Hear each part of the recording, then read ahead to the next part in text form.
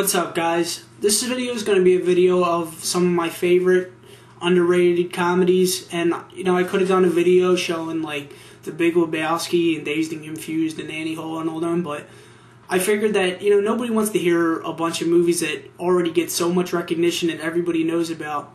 So I figured I'm going to talk about some of the lesser known gems that I really like.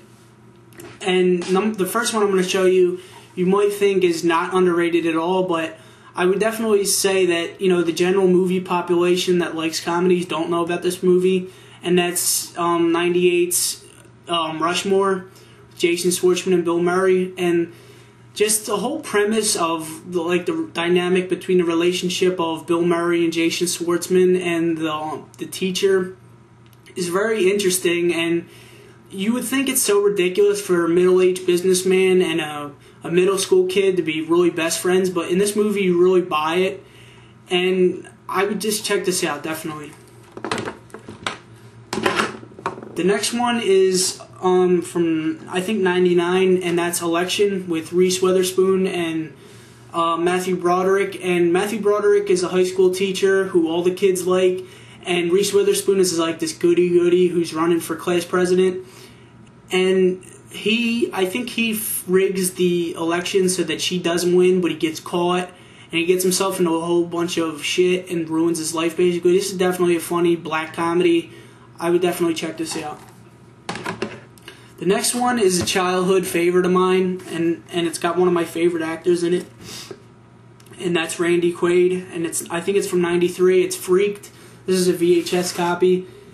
And it's about Alex Winter from the Bill and Ted duo is like this spokesman for this this chemical. I forget exactly. I haven't seen this movie in a while, but he's the spokesman for this chemical that accidentally deforms him and turns him into this freak. And Randy Quaid takes him on to his freak show. It's just like a crazy '90s comedy.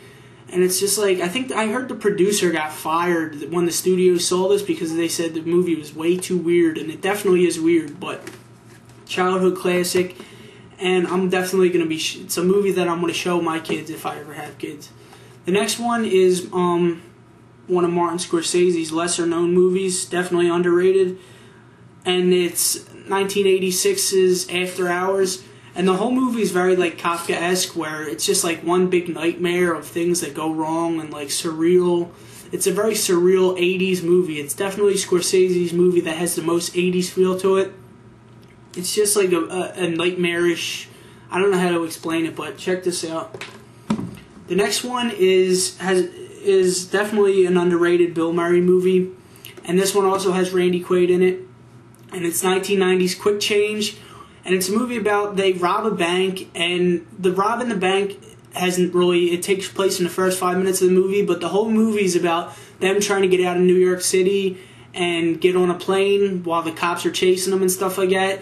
It's an awesome movie, and the scenery in it is really nice looking. It was all shot on location in the New York City boroughs and stuff. And yeah, definitely check this movie out. It's a really goofy, funny, timeless movie. I love that movie.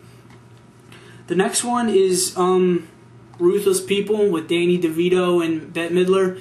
And Danny DeVito is married to this rich heiress of this company, and he was going to plot to kill her, but somebody else kidnaps her and holds her for ransom and says they're going to kill her if he doesn't deliver a certain amount of money, and he keeps messing up the deliveries, so they will kill her and he'll get the inheritance, but they don't kill her right away, and The next one is basically an homage or a shout out to a really awesome YouTuber, Venus Syndrome. She's just great, and her taste in movies are awesome. And when I saw this movie on her list, I definitely had to mention it. It's definitely an underrated comedy and a great coming of age movie. That awesome. And that's 95 is Welcome to the Dollhouse, Todd Solondz. And this is the only movie I've seen from him. I still want to see the other ones, like Palindromes and all. But this movie is one of the only ones that come close in tone, as far as I'm concerned, to Fast Times at Ridgemont High with some of the edgy stuff that they do in this movie. And it's this movie's funny, it's sad, it's touching, it's everything that you would want in a comedy, or that I want in a comedy. And when I saw it on our list, like, it just really brought back memories. I have a friend who, she really loves this movie and turned me on to this movie. So I had to dust this one off and watch this again. This is an awesome movie. The next one I got is, it's from Milos Forman, who did One Flew Over the Cuckoo's Nest.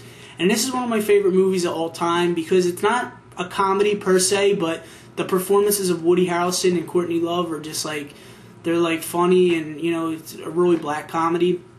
And that's The People versus Larry Flint.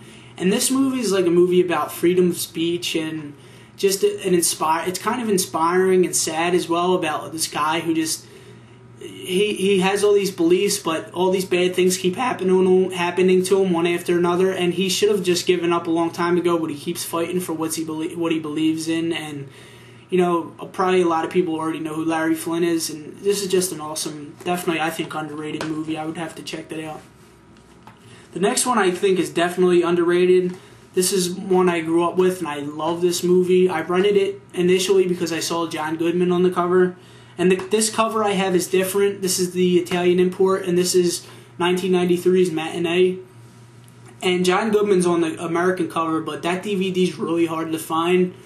And I got this one for cheaper.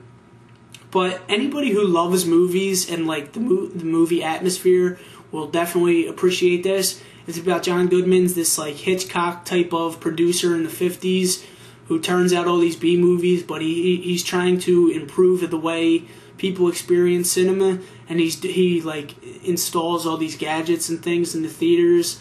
And it's also like a coming of age movie. There's a teenage lead in it. It's a really good movie. The next one is probably one of my favorite Scorsese movies, definitely underrated in my opinion, and that's Robert De Niro and Jerry Lewis. This was made in the 80s too, I think, The King of Comedy.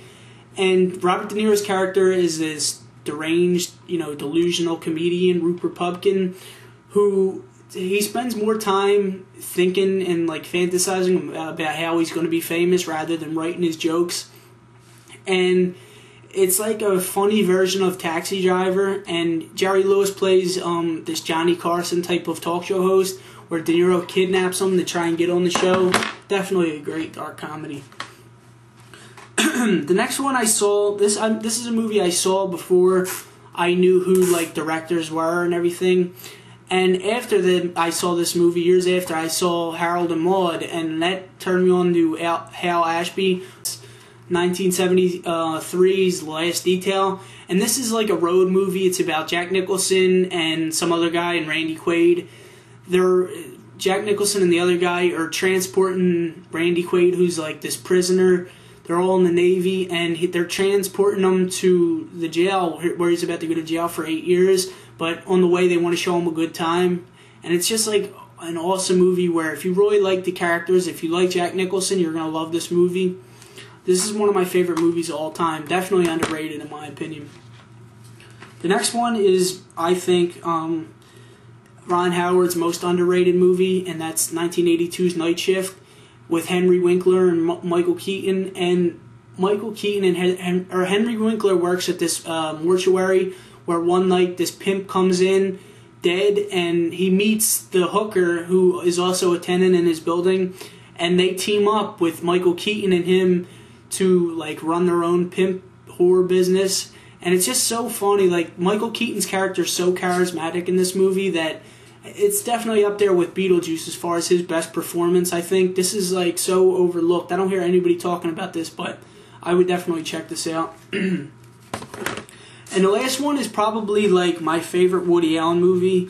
You could talk about like Zelig or Stardust Memories. There's a whole bunch of Woody Allen movies that are kind of underrated, but this one is like so underrated. This DVD's out of print, and from what I've seen on like IMDb and message boards, are that the reason a lot of people don't like this movie is they think the character's unlikable. But I think that Woody Allen's character in this is way more likable than in Annie Hall, and it's like a similar story. It's deconstructing Harry from 1997. I really love this movie. It's got a lot of the same elements as Annie Hall in that it's like a stream of conscious movie where you see like he's filming things and showing you them as they're not really happening, or they're just ideas in his head.